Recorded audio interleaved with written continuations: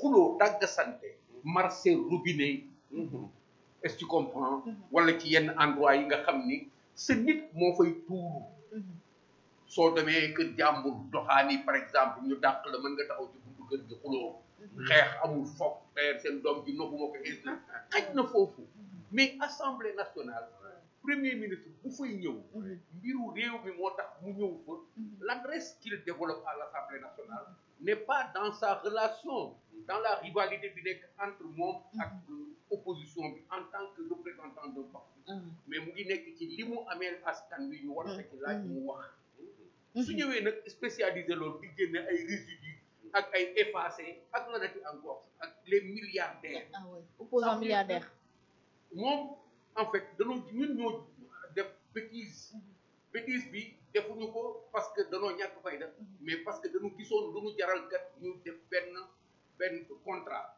et il a trahi le contrat askan bi fale wuñ ko pour loolu tey su fekkee ni on a en face quelqu'un comme ça qui a son agenda bi c'est très simple au lieu de bon sens Pastef leen rek la soxla nekk fii ba 2050 ba maxe ba kenn dootu leen mën a di yóbbu ñoom tamit ci réduction des comptes loolu la ñu espérer parce que ils en ont déjà à rendre compte au peuple sénégalais ci ñetti fan yi ñu fi def déjà il y a des repères pour que ñu yóbbu leen réduction des comptes mais ñun comme ñoom jeexaluguñu dañ leen di bàyyi ñu avancer mais au-delà de ça parce que ci logique bi ñu am pour conserver le pouvoir c'est une logique de dictature ay nit ñi nga xam ne mënuñu tële te bëgg na téye nguur gi ñun li ñuy xalaat Moustapha tontu na la par rapport à certains détails sur la problématique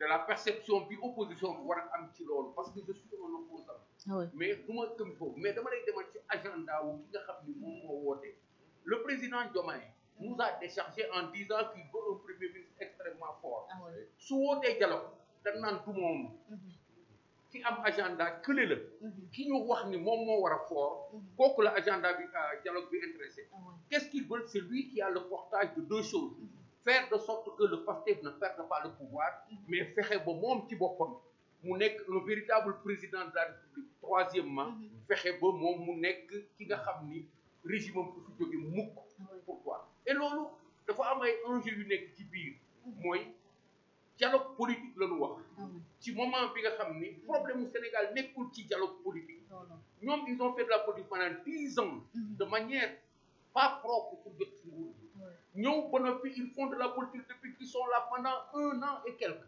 bëgguñu entraîner encore à faire dialogue politique alors qu'ils ont échoué par rapport aux préoccupations des Sénégalais li Sénégalais yi wax ni ñoom lañ doon xaar ci ñoom indi wuñ ko mënuñu ko dañu waroon woote dialogue ci nan la ñuy def ba xale yi am liggéey nan la ñuy def ba dund gi yomb nan la ñuy def ba tabaski bii di ñëw neex nan la c'est ça au moins sur l'économie waaw sur l'économie d'une manière générale sur le social ñu seet fi nga xam ni fa la askan bi doon yëge ñu diggee ko foofu nag mënuñu ci dara foofu la ñu waroon woote dialogue suñu wootee dialogue politique dañ leen di wax ni le dialogue ne concerne que vos projets li ngeen bugg rek moo tax ngeen di woote dialogue ils veulent nous contraindre à aller autour d'une table pour wax li nga xam ne sotti na sur le registre politique lan moo fi nekk lan la ñuy wax ay fichier électoral un statut de l'opposition régime de ceci régime de cela alors que ils ont posé cela ce n'est pas possible et loolu rek du danger bi le danger c'est que on est dans un contexte qui nous dicte d'être prudent c'est des apprentis dictateurs c'est des apprentis dictateurs absolument benn projet moo nag ci gannaaw du ñuy fexee ba créer une situation dans laquelle ils contrôlent l'opposition l'autre aspect mooy créer une situation qui leur permet de violer nos institutions créer un cadre de la République qui leur permet d'abord lii nga xam ne c'est anormal nous avons élu Diomaye Diomaye a dit qu'il veut un premier ministre fort ça veut dire que dafa consacrer li nga xam ni ñun ñii ñoo ko doon bañ depuis la vacance du pouvoir nous avons un président qui a consacré lui-même ci discours am la vacance du pouvoir parce que moom moo wax ni je veux un super fort pour que ma mën def nii pour que ma def man def nii ba Sénégal yëpp di wax kon kay ñun premier ministre moo yore lépp ba àddina bi yëpp d'accord soo demee ci presse internationale da ngay dégg que ni l'homme fort du Sénégal le premier ministre il a tous les pouvoirs même japonais yi sax dañ koy wax asiatique yi dañ koy wax c'est dans toute la presse internationale mais loolu c'est illégal c'est illégal yéen ndaw ñi da ngeen war a comprendre ni situation bi c'est anormal Pourquoi est-ce que vous l'acceptez? Ah oui. C'est gros comme bêtise qu'une république am ñeenti ponk. Président de la République, pouvoir législatif, pouvoir judiciaire. On se retrouve maintenant à avoir tous les pouvoirs du pays entre les mains d'un seul homme, avec 130 députés. Des députés qui ne servent qu'à applaudir. Moo tax muy dem assemblée te kenn du wax dara lu mu wax ñu tàccu. Le président de la République lui donne tous les pouvoirs. Je veux un premier ministre extrêmement fort. Il a dit, lui, qu'il commande le pouvoir judiciaire parce que mon premier mon nommé. Mais où est-ce qu'on n'a jamais connu ça? Non. Et yéen xale yi da ngeen jàng. Am na li nga xam ni dafa war a fireeku seen kanam kenn waru leen ko firil. Mais pourquoi est-ce que vous avez accepté d'être manipulé pour aller contre le président Macky Sall qui travaillait? Aujourd'hui, cette génération refuse de regarder réew mi ñun ñëpp ñoo ko bokk. Voilà l'aspect de l'Assemblée, de l'agenda de Sonko qui dérange. Et fu muy déranger, c'est pas parce que dañu ragal, mais fu muy déranger, il nous mène à un endroit où dañu war a bañ dem foofu. Damay jël rek benn image ma transféré la. Fort Gnassingbé. Fort Gnassingbé a créé une situation qui recalque sur une situation fille, mais dafa fexe ba habillage légal bi nekk fa. Fort n'est plus président de la République chez lui. Il est un premier ministre fort. Il est le président du Conseil des ministres comme Mamadou Dia. Absolument. Il est le président du Conseil des ministres. Pourquoi mu def ko? C'est un dictateur qui est resté au pouvoir après son père, qui est resté au pouvoir 40 ans, moom mu ñëw def 20 ans. Est-ce que tu comprends? Il veut continuer. Maintenant, des benn jeu bi.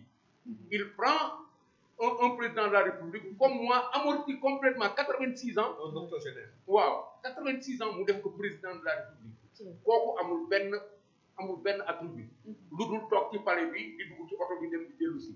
Moom en tant que président du conseil, premier ministre, ci ban régime la ñu dem? On n'est plus en République.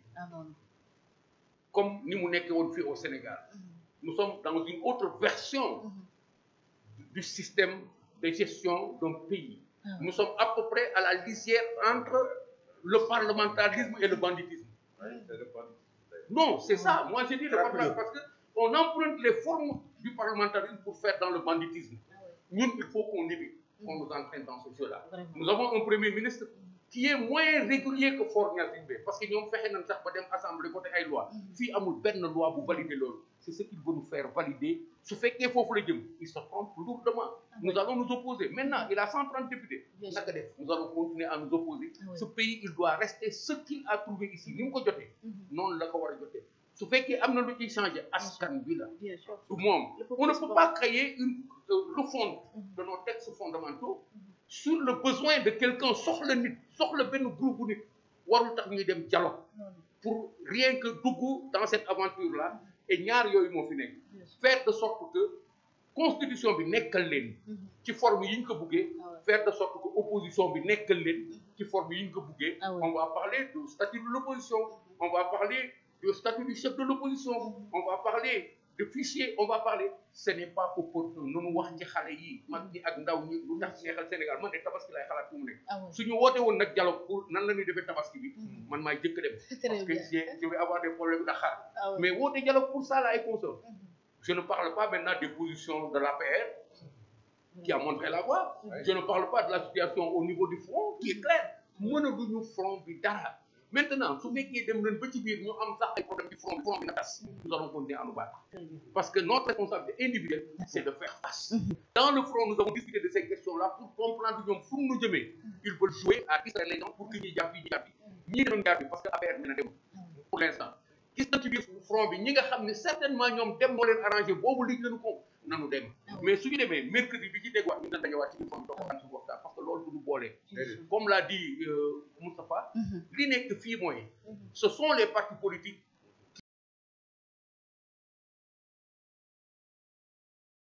qui doivent aller dialoguer. Nous avons dit dans le front, les partis politiques n'ont qu'à aller dialoguer. La lettre qu'ils ont adressée au front, dinañ ci tontu nañ ci déjà. Mais ça ne nous empêche pas de comprendre que kii mën na am vision, pas intérêt. Vision que ni principe bi mu taxaw du koy obligé mu dem dialogue. Que les gis ni situation fii mu taxaw logiquement warul dem dialogue. APR fii ñu taxaw ci situation bi koy woo ci dialogue da ngay chahuter mais logiquement da ngay yabaate su fekkee ni nii Pastef doxalee moom la ñuy woote après dialogue dañu yàpp sax sénégalais yi waxuma Pastef parce que lin nu woon ci penc mi àndul ak dialogue parce que xiiroo ak ñaayoo xëccoo saagaante ndey yow da ngay taxaw matin midi soir di saaga nit ñi say nit di saaga nit ñi ngeen kenn du fi saaga ku saaga ci jëm sama bor ku xeeb sax ma yóbbu la kaso ba vraiment ba noppi nag léegi ngay woote dialogue mais loolu à la limite c'est élémentaire yabaate la voilà donc je sais que APR jusqu'à preuve du contraire gisuma leen yóbbu dialogue mais je sais que dina am ñeneen dem dialogue on va dépasser ça li nu soxal mooy problème au Sénégal véritablement on va en parler. Merci beaucoup commissaire alors doyen waxtu bi bëggoon ñu gën a yaatu au moins ñu wax géopolitique mais vous avez d'autres émissions à faire donc on sera là mais quand même dinaa jox mbokk internet li nga xamante ni si moo daal di information ñeen mbirum géopolitique kon nañ xam ne au Gabon ki nga xamante ni si moo nekkoon premier ministre di Raymond Ndong Djima moom daal di tekk ndombal tànkam ginnaaw rek ba ñu daal di defee li nga xamante ni si moo di investiture bu Oligui Nguema loolee itam moo nekk loo xam ne moo fa daal di xaw di Mali aussi tamit nañu xam ne démb ak bërki démb ñu doon amal li nga xamante ni si moo di ay contestation ñoom nag daal dinañuy wane seen xaalu bool ci li nga xamante ni moo daal di leen bi de transition da ku ne xam na ni Mali pouvoir ba ñi nga xam ne ñoo di militaires yi ñoo ko daal di yor ñoom nag dañuy contesté bokk na ci li nga xamante ni si moo di projet de dissolution des partis politiques yi nga xam ñoo fa nekk waa transition dañu ko tas li nga xam ne moo di les partis politiques moom lañuy ñaawlu bokk na ci tamit le refus du maintien des militaires au pouvoir ak itam désir bi nga xam ne am na ngir rek daal denc li nga xam ni